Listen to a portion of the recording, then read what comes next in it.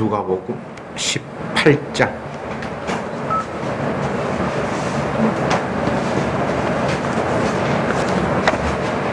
누가복음 18장 1절부터 8절 말씀까지 교독하겠습니다.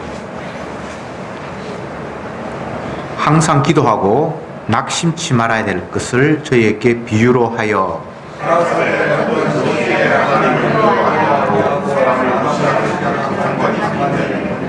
그 도시에 한 과부가 있어 자주 그에게 가서 내 원수에 대한 나의 원한을 풀어주소서 하되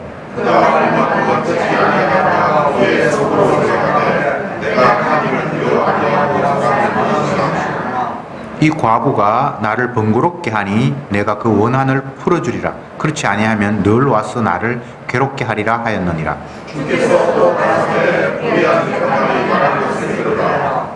하물며 하나님께서 그 밤낮 부르짖는 택하신 자들의 원한을 풀어주지 아니하시겠느냐. 저희에게 오래 참으시겠느냐.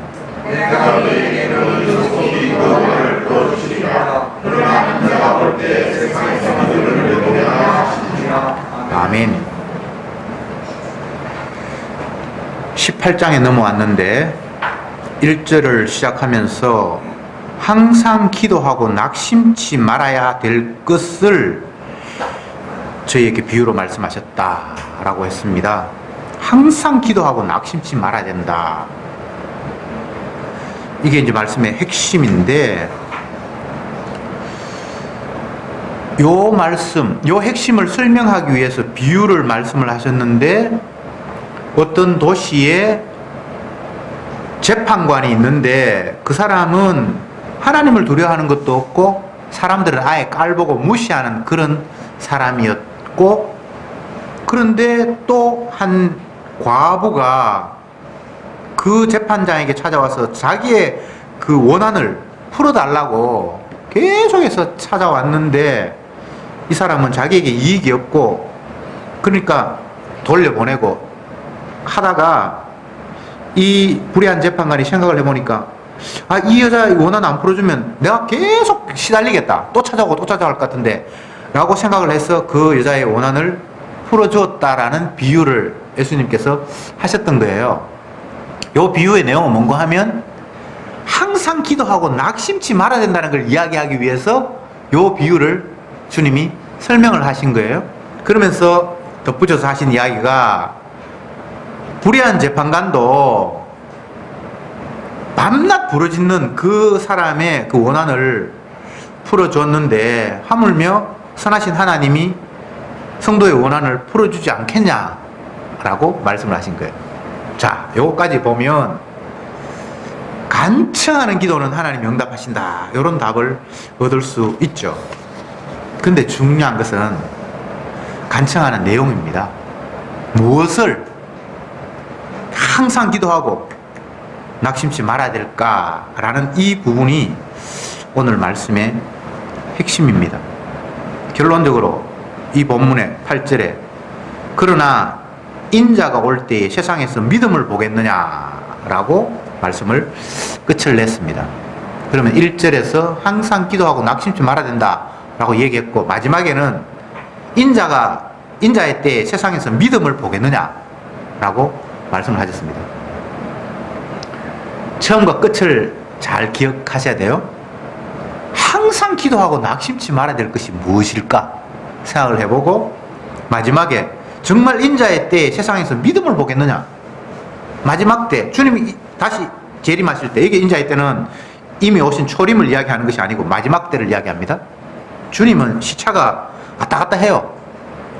그래서 뭐 시작했는 것 같은데 벌써 다 된 것처럼 말씀하시고, 그게 주님께는 시간 개념이 없습니다.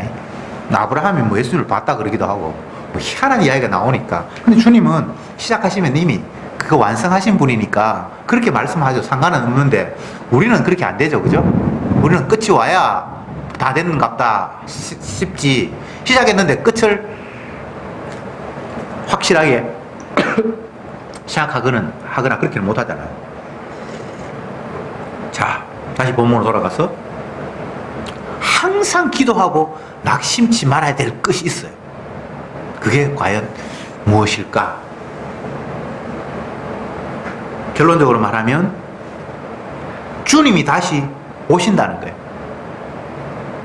인자가 다시 오셔서 말씀을 바탕으로 세상을 알과 죽정이로 나누는 그때가 온다는 거예요. 그러면 여기에서 그 날을 기다리면서 원한을 가지고 부르짖고 기도하는 모습이 반드시 있겠죠.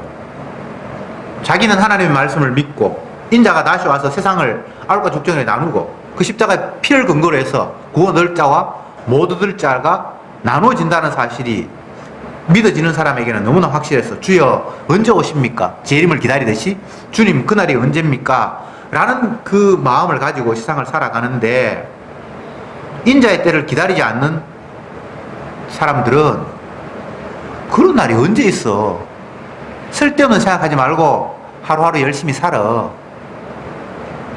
그러니까 정말 주님의 약속을 믿고 그를 기다리는 그를 멸시하고 무시하고 조롱하고 마치 성경 공부 시간에 한나가 무시당하고 외면당하듯이 이런 일이 반드시 발생하는 거예요.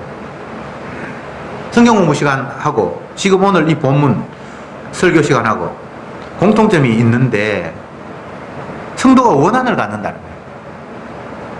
이건 개인적으로 억울한 일 때문에 원한을 갖는 것이 아니고 주의 말씀 때문에 주님의 약속이 내게 찾아왔기 때문에 한나 같으면 하나님이 성태치 못하게 하시는 그 개입 때문에 원한이 쌓이고 여기에는 인자가 반드시 오신다는 것을 믿음으로 그에게 심어주니까 그 이유 때문에 계속 원통한 일을 당하는 그런 상황. 오늘 말씀에 원한을이라는 단어가 4번이나 8절 말씀 읽었는데 4번이나 원한. 여러분 원한이 있습니까? 많죠. 너무 솔직하시네. 이 땅을 살면서 원한 없는 사람 없습니다. 예. 그 원한이라는 것은 나를 불편하게 하는 것, 내 가는 길에 방해 요소로 걸림돌이 되는 것, 그게 다 원한의 대상이죠. 근데 성경에서 말하는 원한은 그런 종류하고는 달라요.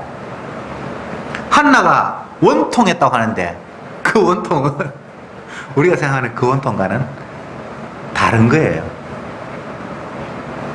예수님이 이 땅을 살면서 얼마나 원통했는지 몰라요. 뭐가 원통합니까? 자기가 천지 만물을 지으셨던 창조주인데 피조물들이 자기들과 수준 똑같은 피조물로 생각하고 있는 거예요. 진짜 이거 미치고 환장할 노릇이죠. 하나님이 내 아버지고 나는 하나님의 아들인데 사람들은 예수님을 하나님의 아들로 보지 않고 네 생긴 꼬라지 보니까 뭐 피조물 우리하고 똑같고 말하는 거 보니까 우리보다 수준이 더 낮네 이렇게 대우를 한 거예요. 그러니까 주님이 원통한 거예요. 본인은 하나님이고 천지 만물을 지었을 때 아버지 옆에 자기가 계셨다라고 그렇게 얘기를 하는데 만물이 말씀으로 지어졌고 나로 말미암아 지었다라고 그렇게 자기는 이야기하는데 사람들은 쓸데없는 소리하고 앉아있네. 입 닥쳐. 까불지 마. 너 어느 신학교 나왔어? 자기들은 좋은 신학교 나왔는데 신학교도 제대로 못 나온 무식자이가 자꾸 하나님을 들먹거리고 그들이 정통적으로 내려왔던 그 신학, 전통 이런 것들을 벗어난 이야기를 자꾸 하니까 모르거들랑 입 다물고 있어라 이 무식한 놈아. 하나님을 향해서 피조물들이 그런 식으로 대우를 하는 거예요. 얼마나 이게 원통한 일입니까? 더 원통한 일은 진짜 아버지가 아들을 버려요. 정말 원통하겠죠. 물론 이 과정을 통해서만 온전히 하나님의 아들은 하나님의 아들로 등극하고 하나님의 우편의 자리에 앉게 되는 과정이기 때문에 억울함을 당하고 버림을 당하는 것은 반드시 있어야 되는 과정이에요. 잃어버리지 않는 양은 구원의 대상이 안 돼요. 그 모습을 예수님은 아버지로부터 버림받는 모습으로, 아버지여 아버지 어찌하여 나를 버리시나이까. 진짜 아버지가 아들을 버렸어요. 이거는 흉내 내는 게 아닙니다. 겁주는 게 아닙니다. 왜 그럼 버려야 되는가? 죄인이니까. 자기 백성의 죄를 그가 담당을 했으니까 이제 죄인이 아들이지만, 그래서 죄인을 향해서 주님께서 아버지가 심판하시는, 버리는 일이 발생하는 거예요. 참 이런 이야기를 하면 세상 사람들이 얼마나 한심하겠습니까? 하나님이 뭐 구원을 하면 하지, 자기 아들을 저주해서 지옥 보내고 뭐 나중에 다시 살리고, 복잡하네. 하나님이 그런 능력밖에 안 되나? 그냥 간단하게 일을 하시지. 그렇게 말하죠. 그건 뭐 그렇게 말할 수 있어요. 그러나 주님은 그런 과정을 통해서 얼마나 인간이 완악한 죄인인가를 바닥을 끓듯이 완전히 다 깎발리는 그런 작업 속에 그 모든 과정이 반드시 필요했던 겁니다. 여러분, 이 땅에 태어나서 어떤 사람은 몇 년, 어떤 사람은 몇 년, 다 각자 이 땅에서의 삶을 살게 허락하셔요. 때가 되면 하나님께 다시 회수하시겠지만, 그 인간의 삶의 기간이라는 것이 우리의 죄를 다 바닥처럼, 바닥까지 까디집어서 폭로하는 기간이에요. 10년 살았으면 10년치 죄가 폭로됐고, 50년 살았으면 50년치가 폭로된 거예요. 인간이 나아진다고요? 안 나아져요. 처음부터 끝까지 우리는 죄밖에 못 흘리는 유출병 환자처럼 계속해서 내 몸속에서 더러운 죄가 줄줄줄줄 흘러 나오도록 저들을 주님이 이 땅에 두셨어요. 아이고, 이제 내가 나이 60 가까이 돼가니까 이제 조금 철이 들어서 인생이 뭔지 조금 깨달았다. 그 거짓말이에요. 죽어도 못 깨달아요. 정작 깨달은 사람은 그렇게 말하지 않죠. 내가 주님 앞에 죄인이라는 사실이 점점 더 선명하게 드러나죠. 비교를 통하지 않고는 참을 발견할 수가 없습니다. 왜 예수님이 인자의 모습, 사람의 아들의 모습으로 이 땅에 오셨을까요? 예수님만이 진짜 제대로 된 사람이에요. 근데 죄인은 가짜 사람이에요. 똑같이 오셔야 참과 거짓이 표시가 나잖아요. 예수님이 인간의 모습이 아니라 신의 모습으로 사람들이 기대하는 그런 막 멋있는 메시아의 모습으로 오셨다면 비교 대상이 안 되겠죠. 지가 죄인인 줄 몰라요. 근데 주님이 똑같이 인간의 모습으로 이 땅에 오셔서 아버지 뜻대로 율법을 온전히 순종하는 걸음을 걸으셨잖아요. 근데 가짜 인간들도 하나님 뜻대로 순종한다고 했잖아요. 근데 그 순종과 이 순종의 모습이 달라도 너무너무 다른 거예요. 그래서 가짜가 폭로가 되는 거예요. 여러분, 성도의 운명은 평생 나는 가짜입니다를 예수님 옆에서 보여주는 거예요. 이게 어렵습니까? 인정을 하지 않으니까. 내가 왜 그런 모습으로 살아야 돼? 화가 나는 거예요. 근데 주님은 우리를 그런 식으로 이용하세요. 내가 진짜지, 너 가짜잖아. 그걸 보여주기 위해서 우리를 자기 옆에 부르신 거예요.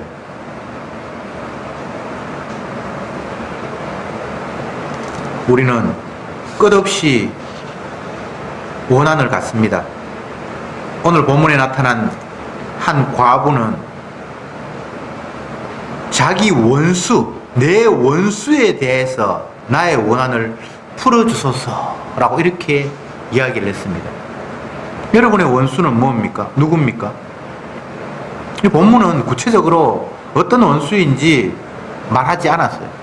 다만 불의한 재판관, 억울한 일을 당해서 원한을 품고 있는 한 과부를 대비시키면서 하시고 싶은 말씀이 항상 기도하고 낙심치 말아야 된다는 이 사실을 그들에게, 이스라엘 백성들에게 하나님의 제자들에게 심어 주시고 싶은 거예요. 항상 기도하고 낙심하지 말아야 된다. 왜 낙심합니까?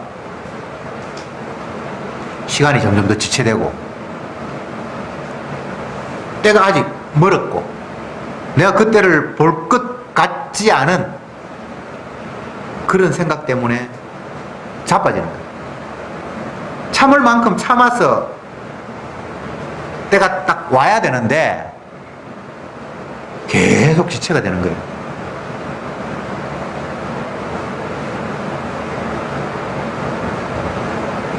부모가 되어서 자녀가 이제 좀 정신 차리려나, 이제 좀 정신 차리려나 10년을 기다리고 20년을 기다리고 30년을 기다린다. 여기서 여전히 교도소를 왔다 갔다 한다. 그러면 기다릴 때까지 기다리다 나중에는 낙심할 수밖에 없잖아요. 그 이야기를 오늘 본문을 통해서 주님이 하시는 겁니다. 낙심하면 안 돼. 주님이 오실 거라고 기다렸는데 10년이 돼도 안 오시고 20년이 돼도 안 오시니까 유대인들의 생각에 이거 주님이 오신다라는 말이 이게 거짓된 정보, 뭔가 잘못 내게 알려진 게 아닐까? 라는 생각을 할 수 있겠죠. 유대인들은 정말 주님이 곧 오신다고 생각했어요. 주님이 떠나실 때 다시 오시라고 약속을 하셨으니까 정말 손꼽아 기다렸어요. 그런데 안 오시는 거예요. 그런 배경에서 오늘 주님께서 항상 기도하고 낙심하지 마라. 내가 온다고 했는데 반드시 온다. 그 마지막 절에서 세상에서 믿음을 보겠느냐? 인자가 나타날 때 세상에서 믿음을 보겠느냐? 진짜 주님이 나타나실 때 끝까지 주님 오시기를 각수고대하면서 영접한 사람을 내가 보겠느냐라고 주님이 말씀하시는 거예요. 성도의 삶은 약속을 믿고 기다리는 거예요. 다른 거 없어요. 알고 죽정이를 나눈다고 말씀하셨으니까 지금은 알곡이 짓밟히고 죽정이가 알곡처럼 큰 소리 치는 세상 속에 놓여 있어요. 악이 못 났다는 이유로, 악이 나왔다는 그 한 가지 이유 때문에 자기가 하나님 앞에 복받은 사람으로, 저 사람은 저주받은 사람으로 전혀 하나님의 약속에 근거한 복과는 상관이 없는 논리가 세상에서 판을 치고 있는 거예요. 이 세상에서는 물질 이퀄 복이에요. 복. 돈 이퀄 복. 그래서 가난하신 예수님 제자들은 저주받은 사람이 됩니다. 전혀 하나님의 말씀에 근거한 복과는 상관이 없는 엉뚱한 것을 가지고 새로운 기준을 삼아서 통용되는 이 세상. 자녀가 잘 돼야 되고 몸이 건강해야 되고 이 세상에서 높은 자리에 차지해야 되고 그렇게 할 때 그것을 복이라고 간주하겠다고 하는 전혀 하나님의 약속과 상관이 없는 기준이 통용되는 이 세상. 그래서 다른 기준을 가지고 살아가는 성도들은 항상 짓밟히고 무시당하고 외면당하는 이 더러운 세상. 그렇거나 말거나 성도는 믿을 게 하나밖에 없어요. 주님의 약속. 언젠가는 주님이 오셔서 이 잘못된 기준을 다시 원상 회복시켜서 알과 죽정이를 나눌 그날만을 성도는 기대하는 것 말고는 다른 걸 기대할 수가 없는 게 이 세상이에요. 이렇게 힘들게 살아가면 하나님이 언젠가는 이 땅에서 아들도 잘 풀리고 뭐 남편도 잘 되고 어려움도 해결해 주겠지. 만약 이런 생각을 갖는다면 그건 하나님의 약속이 없는 또 다른 기준을 자기가 만든 거예요. 하나님의 기준에 의하면 성도가 기대할 것은 마지막 주님이 자기가 약속하신 그 기준대로 아울과 족정이를 나누는 그날만을 기다릴 수밖에 없습니다. 그래서 항상 기도하고 낙심치 말아야 된다는 말씀을 주님은 하시는 거예요. 인자가 오신다, 인자가 오신다, 인자가 오신다. 항상 기도하고 낙심치 말아야 될 이유가 뭡니까? 인자가 오시니까. 그분이 그분의 약속대로 아울과 족정이를 진짜 나누실 제대로 된 기준을 가지고 모든 걸 정리하실 날이 오니까 밤낮 부르짖는 택하신 자들의 원한이 뭡니까? 인자가 오시는데 사람들은 그걸 인정하지 않으니까. 그리고 그 원한을 결국 풀어주시라고 했는데 그때는 언제입니까? 인자가 오실 때. 계속 주님은 자기의 때, 17장에서 인자의 때 말씀을 하셨고 18장에 넘어와서도 자기가 다시 오실 그날을 제자들에게 또 주입시키고 있습니다. 세상은 예수님이 주인입니다. 그래서 그분이 모든 것들을 평가하고 판단하고 결정 내려요. 아버지가 아들에게 모든 권한을 주셨으니까. 아버지께서 모든 권한을 나에게 주셨으니 요한복음에 그렇게 돼 있어요. 그래서 예수님 말고는 우리가 두려울 대상이 있으면 안 돼요. 그분이 자기가 심판하시고 구원하시고 다 하시거든요. 그분이 천국을 만드시고 그분이 구원을 백성들을 탄생시켜요. 원래 이 세상은 어둠이라서 구원 얻을 사람이 없는데 주님이 아버지께서 자기에게 맡긴 생명들이 있어서 골라내고 갈라내고 그들을 보살피고 지키시는 거예요. 우리는 늘 내 생각만 합니다. 왜 그렇습니까? 나도 모르게 내가 제일 소중하기 때문에. 그래서 나를 지키고 보존하려고 하는 이 삶의 몸부림, 이건 끊을 수가 없어요.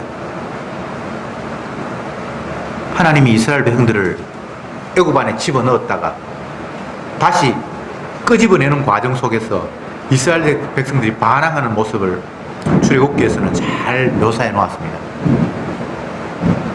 애굽 땅은 이스라엘 백성들이 살 땅이 아니에요.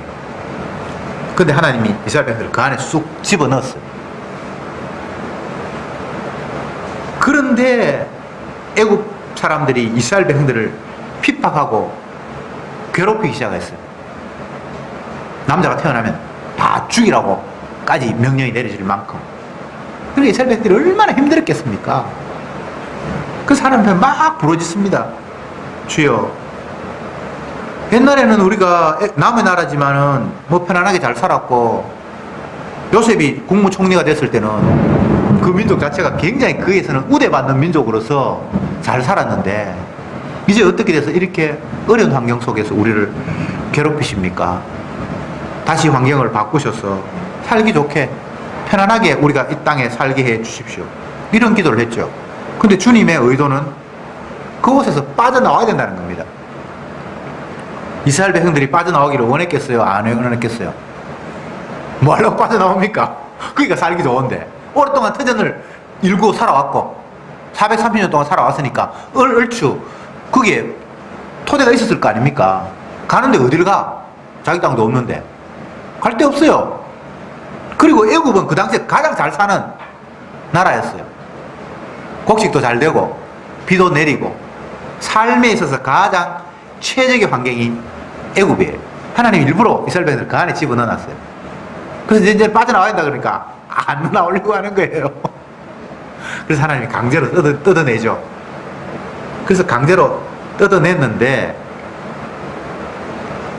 애굽을 나오고 가나안 땅으로 들어가기 전에 광야라는 중간 통로가 있잖아요. 광야는 인간 육신이 살 수 있는 조건 자체가 아예 안 되는 곳이에요. 광야는 먹을 것도 없고 아무것도 없어요.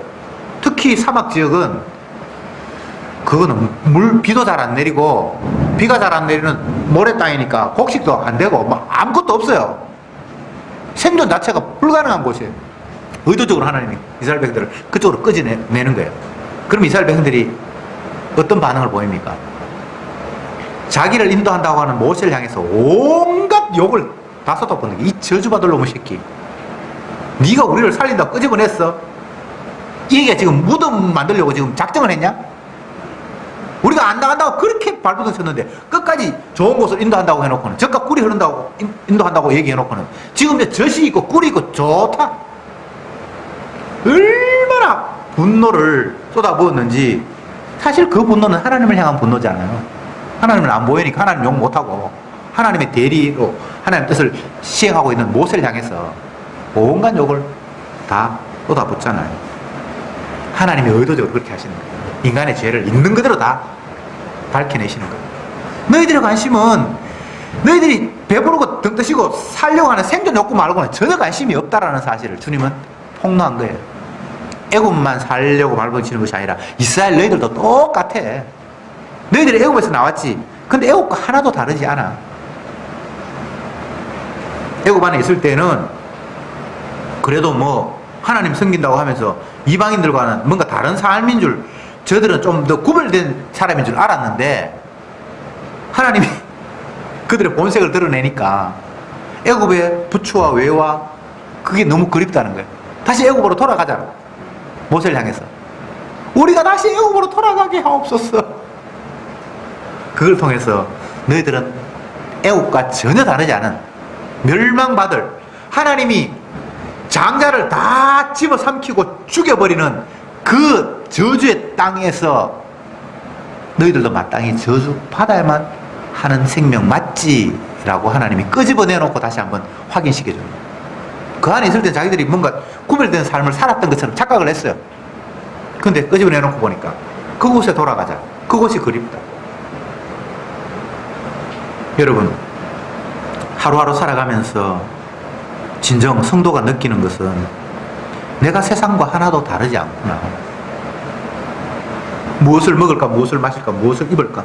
이방인들이 날마다 엉터리 없는 신에게 요구하는 그 간절함이 그대로 우리가 가지고 있는 그 심정이지 하나도 그들과 다르지 않구나.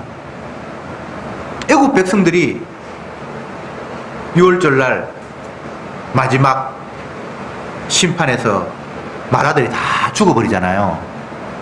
첫아들을 죽인다는 것은 몽땅 다 죽인다는 거예요. 그래서 이스라엘 백성들이 그렇게 죽임 당해야 될 그들과 하나도 지금 다른 게 없다는 사실이. 다시 말씀드립니다. 성도가 살아가면서 은혜 안에 있는 자는 날마다 느끼는 것이 내가 세상과 하나도 다르지 않고 이 멸망받을 세상에 사람들이 살아가는 그 모습이 내가 소망하는 것이고 내가 갈구하는 것이고 내 만족인 것이 그대로 날마다 노출되는 거예요.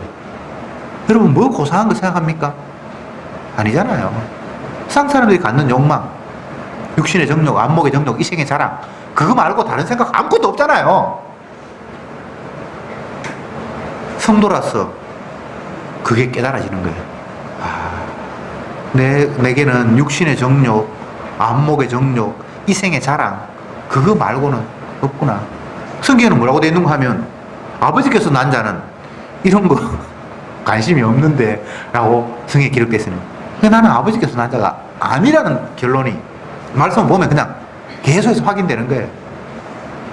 내가 애굽이구나. 장자를 멸하실 때에 기적적으로 내가 어린 양의 피 때문에 살게 살았는데 원래 나는 애굽 땅에서 그냥 주님이 10번째 재앙 내릴 때 똑같이 죽어야 될 존재였구나라는 사실을 그냥 확인하는 것 뿐이에요. 그게 성도예요. 다르지 않다는 것. 내가 애굽이라는 사실.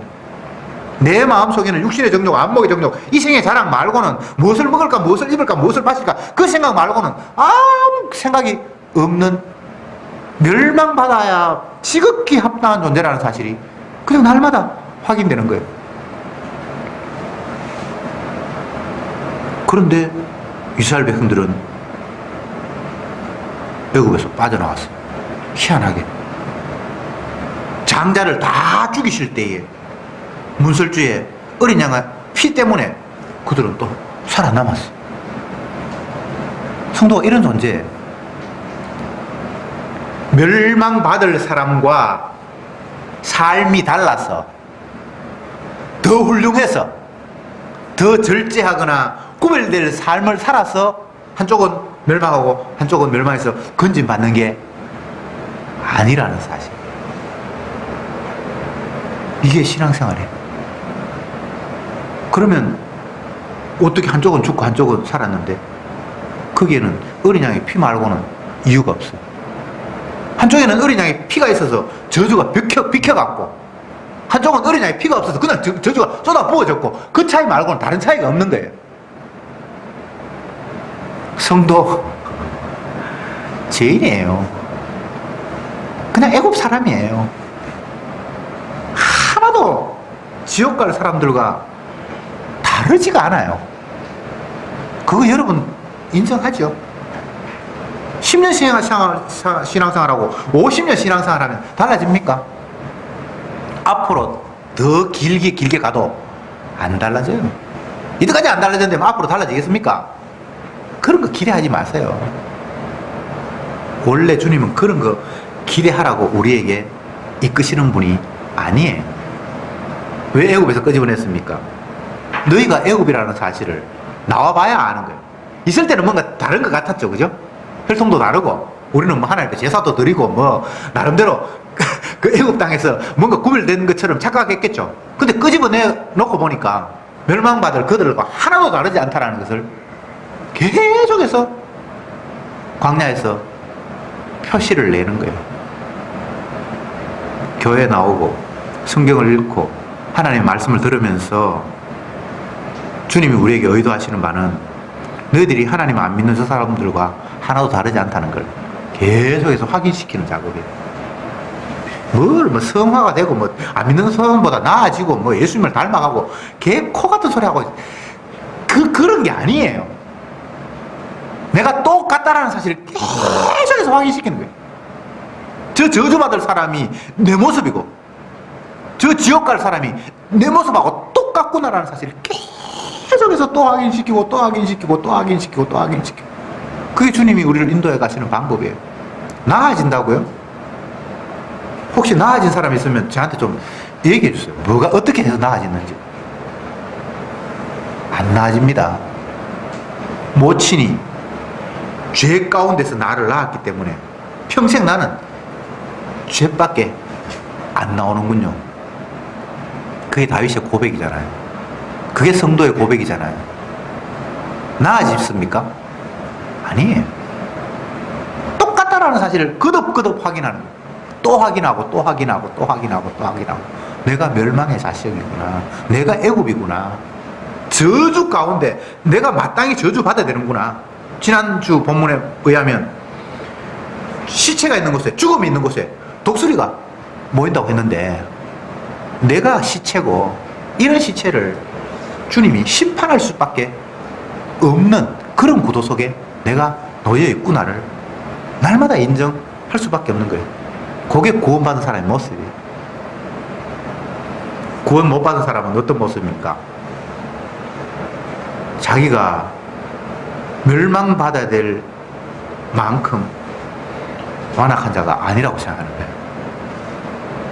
주님이 멸망을 시킨다고 하셨는데 그건 나름대로 안식일 지킨다고 지키고 11조 한다고 하고 물론 그건 완전하다는 이야기는 아닙니다. 그래도 뭐 구제도 좀 하고 하는 나 말고 저 세리와 창기 같은 저 사람들한테 저주가 쏟아 부어져야지. 나는 저주하고는 조금 비켜나 있다고 생각하는 사람, 그 사람이 저주받은 사람, 그 사람의 은혜가 임하지 않은 사람이에요. 성경이 그 이야기를 하고 있잖아요. 이거는 이렇게 말하니까 아이고 나는 뭐 저주받을 사람이라고 인정해보자 그렇게 해서 되는 문제는 아니고요. 아무리 인정하고 싶어도 본인 스스로가 자기는 서기관 바리새인처럼 자꾸 나은 게 자꾸 보이는 거예요. 저 세리 참기보다는 내가 그대로 절제하고 나름대로 노력했으니까 저 사람과는 나는 차이가 난다고 자꾸 자기 자신이 그렇게 보이는 거예요. 그게 저주예요. 저주가 딴 게 아니라 정말 은혜는 내가 시체고 내가 죽음이고 이런 죽음에게는 독수리가 찾아와서 뜯어먹는 게 지극히 당연하구나라고 깨달아지는 게 은혜예요. 뭘 내가 나아지고 내 힘으로는 안 되니까 주님께서 힘 주셔서 나는 더 훌륭한 삶을 살아야 되고 그게 마귀의 소리예요. 성경에는 그런 이야기가 없어요. 모든 사람이 죄를 범하였음에 하나님의 영광에 이르지 못하더니 라고 아예 우리를 하나님의 영광에 이르지 못하는 죄인으로 확정해버렸어요. 의인은 없나니 하나도 없으며 라는 것이 확정이 되어버렸어요.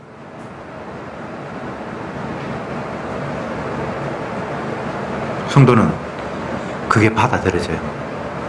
맞다. 내게는 의로운 것이 없지.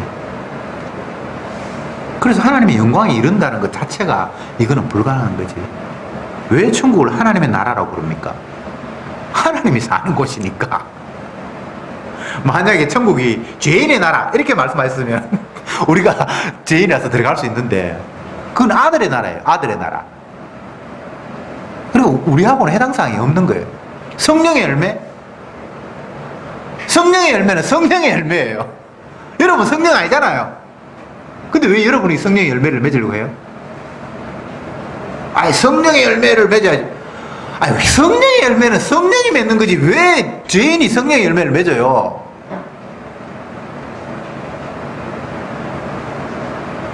우리가 그 열매하고 상관이 없다는 사실을 주님이 말씀하시려고 그것을 성령의 열매라고 말씀하시는 거예요. 성도의 열매가 아닙니다. 성령의 열매예요. 성도의 열매는 없어요. 물론 주가 하셨습니다라는 그런 모습들이 성경에 나타나지만 그건 내 능력을 벗어나서 주님이 하신 거니까 내가 했다고 하면 안 되잖아요. 모세가 무슨 재주로 홍해 바다를 가릅니까? 그 모세가 한 거 아니거든요. 그죠? 주가 하신 거잖아요. 안전뱅이를 어떻게 말로 일어나라고 해서 일어나게 합니까? 그거는 안 되는 거잖아요. 그거 주가 하신 거잖아요. 한나가 무슨 재주로 애를 낳습니까? 안 되는 거거든요. 근데 주가 하셨잖아요. 성도에게는 이런 것만 있습니다. 자기가 한 건 없고 도저히 안 되는데 이런 나를 활용하셔서 당신이 하시는 일이 있어요. 그건 내가 한 게 아닙니다. 우리는 복음 앞에 주님의 일하심 앞에 날마다 무능자로 노출됩니다. 아, 나는 안 되는구나. 나는 불가능한구나. 도대체 이게 어떻게 내가 할 수 있는 일이니? 이런 고백이 날마다 흘러나오도록 주님이 인도하시는 거예요. 사도들을 세우고 선지자를 세웠는데 때로는 왕을 세웠는데 그들이 하는 일은 안 된다는 사실을 보여주는 거예요. 이스라엘 백성들이 왕을 세우자고 원했잖아요. 근데 왕을 세워봤잖아요. 안 되잖아요. 심지어는 하나님이 세운 왕도 이스라엘 백성들이 기대를 했죠. 그런데 다 실패해요. 하나님을 섬기는데 실패하고 이스라엘 나라를 지키는데 실패하고 제사 드리는데 실패하고 다 실패해요. 제자들이 복음을 전했습니까? 다 실패해요. 예수님을 떠나버린 실패자의 모습이에요. 나중에 뭐 성령 받았으면 어쩌겠어요? 성령 받아서 하는 건 지가 아니라니까. 자기의 모습이 아니라니까. 그러니까 성령이라고 하셨죠. 만약 성령님께서 어떤 사람에게 능력을 주어서 능력받은 이 사람이 했으면 내가 능력받아서 내가 했다라고 말할 수 있는데 하나님이 고정적으로 그 사람에게 그런 능력을 소유하도록 준 게 아니에요. 그냥 그 사람을 사용하셔서 일했을 뿐이에요. 그래서 그 사람이 한 게 아니에요. 베드로가 한 게 아니고 사도 바울이 한 게 아니에요. 하나님이 그를 들어서 자기 일을 하셨어요. 아시겠습니까? 이게 깨달아지지 않으니까 물론 뭐 깨달은다고 해서 그게 되는 것도 아니지만 주님께서 하신다라는 사실이 성도에게만 보여요. 나는 아무것도 아니라는 사실이 성도에게만 확인되는 일이에요. 주님은 우리에게 뭘 하라고 말씀하신 적이 없습니다. 성경에 전부 다 하라는 말인데요. 하라고 말씀하셨는데 그거는 못한다라는 걸 우리에게 보여주시려고 하신 말씀이에요. 뭐 원수를 사랑하라 이것만 못하는 게 아니고 성경에 만만한 구절 그거 만만한 구절 아닙니다. 제 친구 가운데 매일 성경 구절 하나 이렇게 다른 친구들한테 보내주는 애가 있어요. 그 구절 보면 다 좋은 말씀. 다 좋은 말씀. 그래서 제가 네 오른손이 범죄하거든 찍어버리라 그걸 보내려고 하다가 안 보냈어요. 성경에 그런 구절도 있거든요. 예. 네 오른손이 범죄하거든 찍어버려라. 근데 우리가 생각할 때는 뭐 이웃을 내 몸같이 사랑하라는 이런 말이나 아니면 뭐 저 앞에 간절히 기도하면 응답해 주신다는 이런 말하고 네 오른손이 범죄하면 찍어버리라는 말하고 다른 말인 것 같은데 다 똑같은 이야기예요. 다 안 된다는 이야기예요. 똑같은 수준이에요. 똑같은 수준. 이웃을 몸과 같이 사랑하는 것도 불가능한 일이고요. 원수를 사랑한다는 것만 불가능한 것이 아니라 네 이웃이 힘들어할 때 도와주라. 너를 향해서 오리를 가고자 하는데 심리를 가게 하라. 그것도 다 불가능한 일. 다 안 되는 일이에요. 그게 손 잘라라는 이야기하고 똑같은 수준에 우리가 할 수 없는 일이에요. 근데 그 사람들은 그렇게 안 깨달아지죠. 이거는 너무 어려운 말이고 요거는 내가 지킬 수 있겠구나. 남을 비판하지 말라. 요거는 내가 할 수 있겠다. 저 친구는 맨날 남 이야기하고 뒤에서 짤짤짤 대던데 나는 그거는 할 수 있다. 안 돼요. 안 돼요. 인간은 선악과를 다 먹어 스스로 신이 됐기 때문에 반드시 평가하고 비판하게 돼 있어요. 비판 안 한다고요? 다 해요. 요즘 드라마 가운데 내 아이디는 강남미녀 하는 그런 있던데 그 사람이 옛날에 중고등학교 때 너무 못생겨서 남들 앞에 외면을 받다가 대학 들어갈 무렵에 싹 이렇게 고쳐가지고 미인이 된 사람인데 그 사람은 길을 지나다니면 사람들의 견적이 다 보는 거예요. 저거는 코만 좀 고치면 80점 되겠고 저거는 눈을 고치면 얼마가 되겠고 그 사람만 판단합니까? 아니, 모든 인간들이 다 선악과를 따먹었기 때문에 스스로 신이 되어서 자기 기준을 가지고 상대를 평가해요. 저 사람은 말을 저렇게 하는 거 보니까 저거는 성질이 더럽겠다. 저거는 또 어떻겠다. 다 평가하고 비판하고 있어요. 비판하지 말라는 말이 네가 지금 하나님 자리에 앉아있지 그 말인데 내가 남 욕 안 하고 뒷담화 안 하면 나는 주님 말씀을 얼추 지켰다라고 전혀 번지수가 다른 걸 갖다 찍어 붙이는 거예요. 비판 안 한다고요. 다 여러분이 하나님 자리에서 평가하고 있어요. 안 할 수가 없는데요, 뭐. 아이고, 오늘 목사님 설교 몇 점. 에이, 은혜가 없는 거 아니야. 뭐, 이거는 누구를 하려고, 그 자동빵이라니까, 자동빵. 너희들이 스스로 다 신이 되어서 하나님 자리에 앉아있다는 말이 비판하지 말라는 말이에요. 근데 비난을 안 했다. 그건 지혜 해석이고. 말씀을 맺읍시다. 우리는 안 됩니다. 하나님이 안 되도록 두셨습니다. 그러면 어떡하는데요? 하신 분이 계시잖아요. 하신 분이. 나는 안 되는데 다 이루신 분이 계시잖아요. 그분 바라보자는 이야기예요. 그분이 다시 이 땅에 오셔서 하나님의 말씀대로 아울과 쭉정이를 나누시겠다예요. 내가 알고 되기 위해서 힘쓰는 게 아니고 나는 쭉정이에요. 나는 가짜예요. 이 세상에 이단 아닌 사람 없어요. 예수님만이 하나님의 아들이고 나머지 다 거짓이에요. 성경이 그 이야기하고 있잖아요. 빛이 세상에 왔는데 세상에는 어두움밖에 없다고 주님 말씀하셨잖아요. 그럼 우리 어둠이지 뭐. 그런데 어둠인 나를 어둠인 채로 두지 않고 주님이 우리의 죄를 뒤집어 써서 나를 바꾸신다라는 약속이 성경에 나타나 있잖아요. 그게 그냥 우리에게 소망이에요. 내가 할 수 있다는 게 소망이 아니고 나는 안 되는데 주님이 하신다라는 게 소망이에요. 왜 세상에서 믿음을 보겠느냐라고 말씀하셨습니까? 주님이 약속하신 것을 그걸 지금 초조하게 못 기다리고 못 믿는다는 거예요. 전부.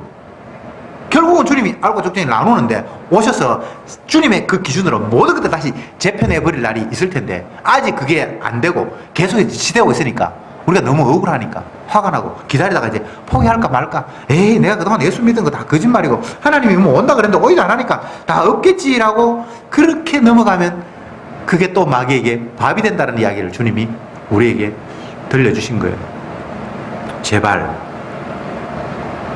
겉으로 드러나는 현재를 가지고 판단하지 맙시다. 우리의 판단 기준은 하나님의 약속의 말씀 외에는 없습니다. 기도합시다.